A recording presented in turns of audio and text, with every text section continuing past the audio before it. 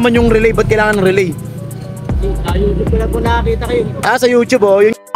Relays are used where it is necessary to Bakit di kami naglalagay ng relay? Lalo na sa mga mini driving naman sa Kalam. Okay mga tol, sa mga nagre-request, ito ay Suzuki Raider FI, sir, no?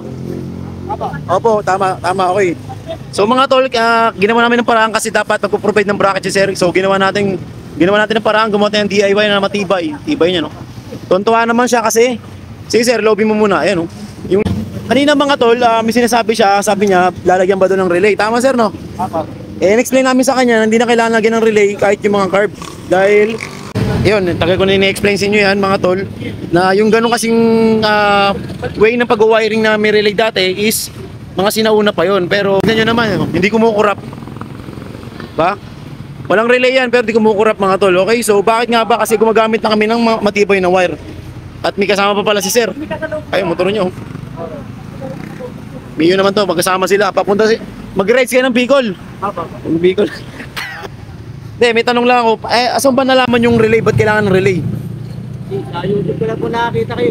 Sa YouTube, yun nga mga tol, sa YouTube. Kasi sa YouTube tinuturo kasi may relay. Pero papakita ko na lang yung video sa inyo kung paano ba nagpo-function yung relay, kung ano ba yung trabaho ng relay, ano ba yung trabaho niya sa mga wirings. So ba't nilalagyan ng relay at hindi ba't di na kailangan lagyan?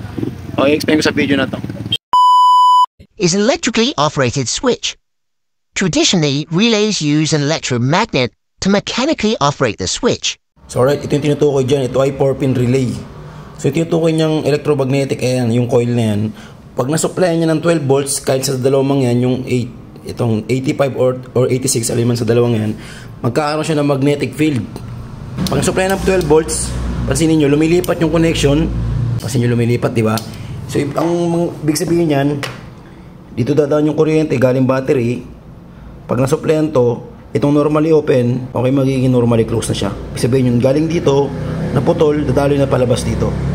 Okay? Itong 4-pin relay, madalas ginagamit natin to sa busina. Relays are used where it is necessary to control a circuit using a low power signal.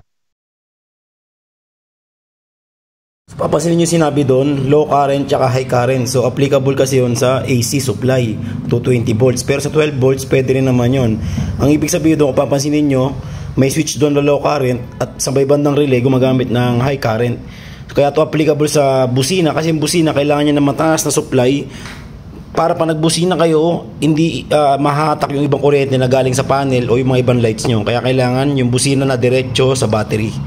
Okay, kaya dinadirect yung busina, yung pinaka-common niya sa battery kasi kailangan niya ng high current supply. Kaya kailangan ng relay. Okay? At di lang yon, yung relay na to ginagamit din madalas namin sa mga matataas na wattage na LED lights. Katulad ng mga yan, mga ganyang ilaw, malalaki. So ginagamitan ng relay yan kasi pag dinirect natin sa switch yan at diretso natin sa ignition, tendency pag pinagana mo yan, mahahatak yung ibang kuryente na sinusuplayan ng motor papunta sa mga panel.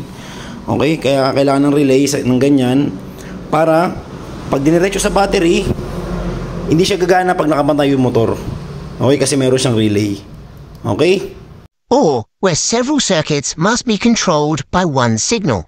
Kung papansinin nyo, dalawa na yung load natin dito. So ibig sabihin, ito na yung 5-pin relay natin kung saan yung normally closed at normally open parehas nagpa-function. So yun, dito na papasok yung 5-pin relay natin para sa ating underglow. So madalas namin ginagamit yung sa underglow kasi nagsiship siya to kunyari blue, tapos magiging red. So ito na yung function ng kaya 5-pin relay. Ibig sabihin, isang normally closed, isang normally open. Ibig sabihin nun, pag hindi nasusupplyhan to ng 12 volts itong relay na to, yung kuryente dire-diretso lang papunta doon sa normally close. Pag nasupplyhan ng 12 volts to, lilipat ngayon yung common, yung pinaka-source, papunta doon naman sa normally open para mag-switch siya. Ibig sabihin yung relay nakakatulong din siya pang switch ng connection.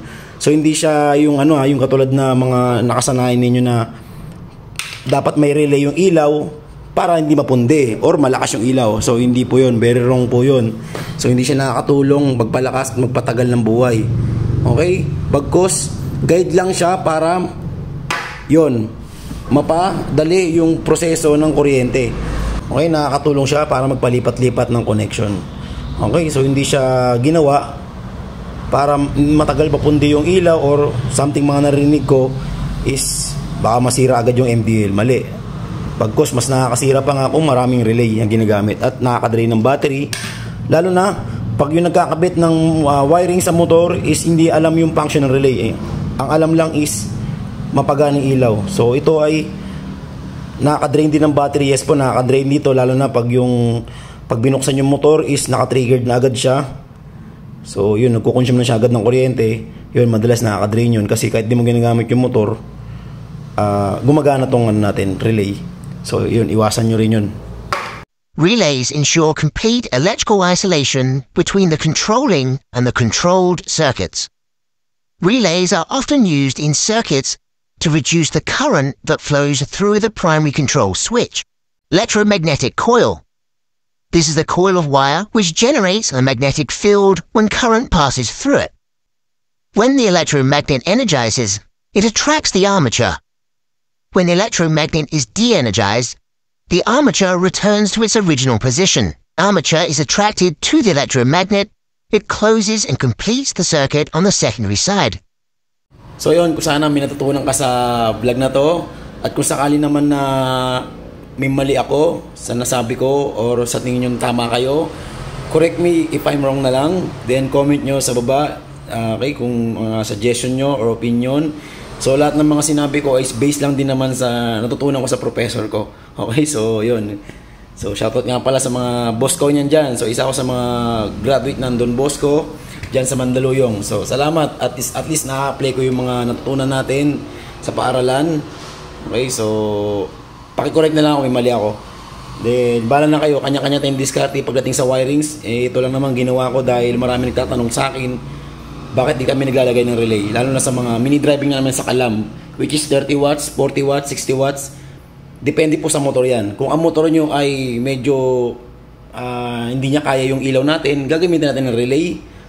Pero kung kaya naman ng motor, lalo na yung mga click, FI, NMAX, ADB at pataas, kayang-kaya na po yung 60 watts natin, kayang-kaya na po yan ng switch natin. Dahil yung ginagamit nating wire is quality wire naman siya, kaya hindi natin kailangan ng relay yan. At hindi lang yun, may sariling balas na rin po yung mga MDL natin, which is nagko-control ng flow ng kuryente natin at mapapaganda pa yung ilaw. Okay? Tolpa Wiring.